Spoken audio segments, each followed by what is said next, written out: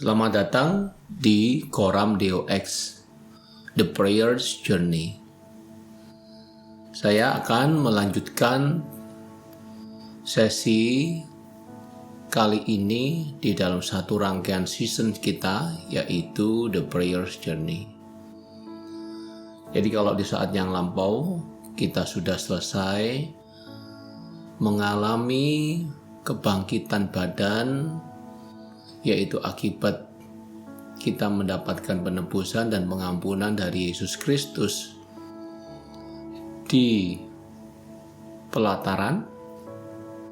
Nah, selanjutnya kita akan dituntun oleh Roh Kudus untuk menuju ke ruang kudus. Hari ini saya akan membahas tentang the holy place, ruang kudus. Saya mengajak teman-teman untuk membaca di Mazmur 139 tentang doa di hadapan Tuhan yang Maha Tahu. Dan di ayat yang ke-23 hingga ayat ke-24 kita akan membacanya bersama-sama. Selidikilah aku ya Allah, dan kenalilah hatiku. Ujilah aku dan kenalah pikiran-pikiranku. Lihatlah apa jalanku serong, dan tuntunlah aku ke jalan yang kekal.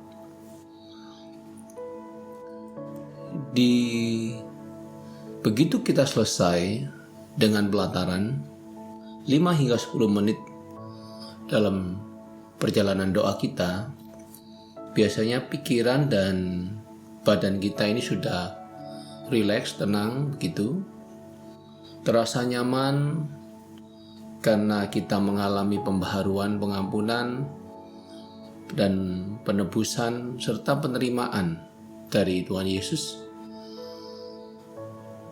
Kita mengalami kesembuhan ilahi. Nah, selanjutnya kita akan masuk ke satu ruangan, dan ruangan ini tertutup, teman-teman. Dalam tabernakel ada kemah yang menutupi antara ruang kudus dan ruang maha kudus, itu di dalam satu kemah besar. Nah, tertutup rapat dan dalam tenda dan gelap.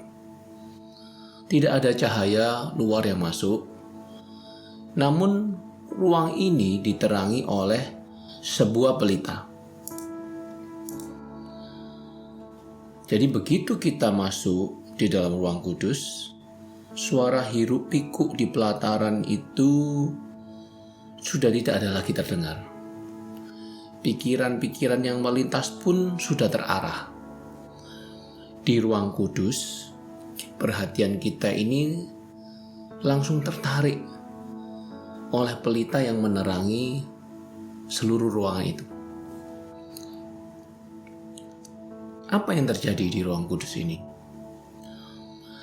Kalau di pelataran kita berurusan dengan hal-hal yang sifatnya duniawi, sifatnya terhubung dengan badan dan tubuh kita, sifatnya badani. Nah, di ruang kudus ini kita akan menjelajahi satu rute di dalam jiwa kita, soul kita. Jiwa kita ini bagaikan ruang gelap itu, teman-teman. Bahkan kita sendiri tidak menyadari kalau ada ruang-ruang tersembunyi di dalam jiwa kita sendiri yang tertutup rapat, bahkan kita menyembunyikannya sangat dalam. Jiwa itu terdiri dari pikiran, terdiri dari perasaan dan kehendak. 3 hal ini: pikiran, perasaan atau emosi, dan kehendak kita. Jadi ini menyangkut semua pikiran-pikiran yang ada di dalam hati ini. Bukan pikiran-pikiran yang tadi ada di pelataran yang lebih sifatnya apa saja yang sedang terjadi di sebelum kita memasuki doa, tetapi pikiran-pikiran yang tersimpan dalam-dalam dan mengakar di dalam hati. Pikiran-pikiran yang menentukan respon-respon kita. Dan di ruang kudus inilah kita akan menjelajahi ke sana. Termasuk juga perasaan-perasaan yang related sama pikiran-pikiran itu, yang sering muncul secara otomatis ketika sesuatu hal terjadi. Dan juga biasanya pikiran dan perasaan ini menimbulkan kehendak. Dan kehendak kita bisa saja menjadi negatif karena pikiran dan perasaan yang selalu muncul meresponi segala sesuatunya secara negatif. Dan yang menarik adalah pikiran-pikiran, perasaan-perasaan kehendak ini seperti yang tertulis tadi di Mazmur 139 ayat 23 dan ayat 24, bahwa Tuhan mengetahui semuanya itu, bahwa Tuhan, di hadapan Tuhan tidak ada yang tersembunyi. Apa yang kita pikir kita simpan, Tuhan tahu. Nah,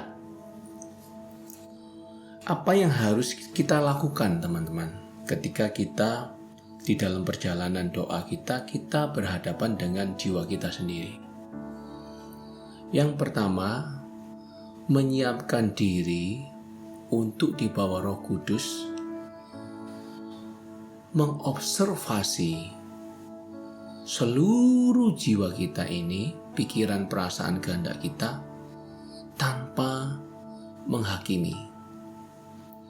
Ingat, kita sudah melewati fase pelataran. Kita sudah diterima sepenuhnya, kita sudah diampuni, kita sudah ditebus oleh darah Yesus yang mahal. Berarti Bapa menerima kita apa adanya.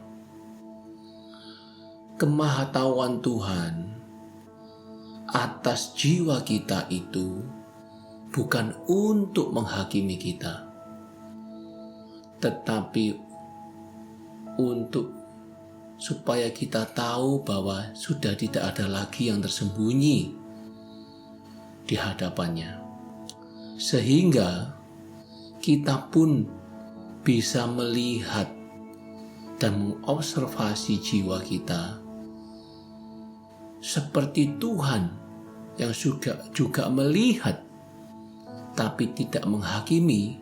Begitu juga kita melihat dan tidak menghakimi lagi. Jadi marilah kita mengeksplor dengan penuh keingintahuan seperti apa sih jiwaku sendiri ini. Dan kita akan tercengang dan kita akan terheran bahwa di dalam jiwa kita itu banyak hal-hal yang luar biasa yang kita akan ketahui bersama-sama.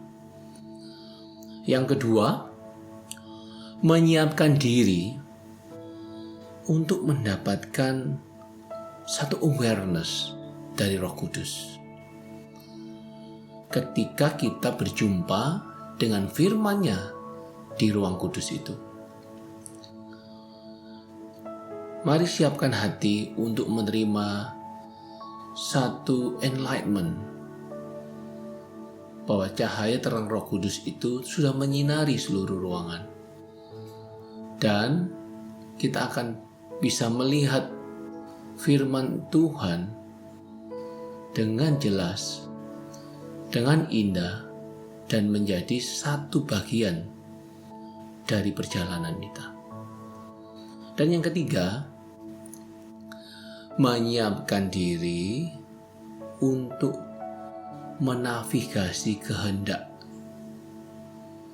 kita pada satu state of worship. Ini satu keadaan di mana kita siap untuk menyembah Tuhan dengan penuh.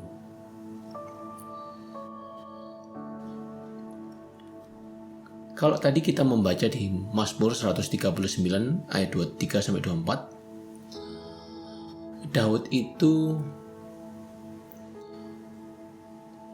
menulisnya kan kayaknya dia minta Tuhan menyelidiki dia. Tapi di balik kalimat ini, dia itu sudah punya suatu keyakinan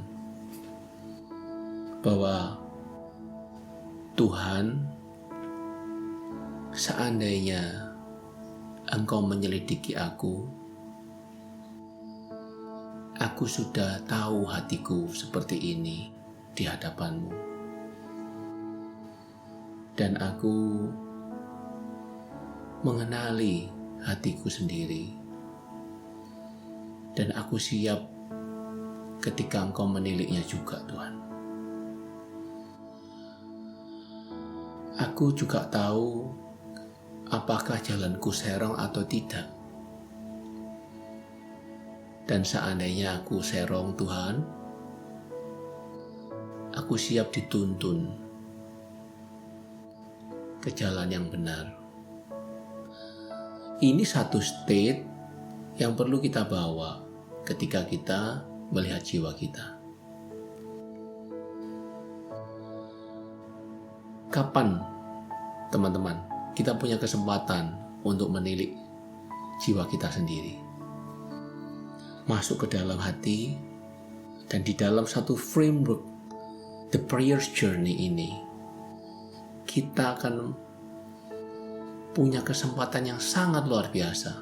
Suatu perjalanan yang penuh sensasi, satu perjalanan yang indah untuk kita menilik relung-relung jiwa kita sendiri.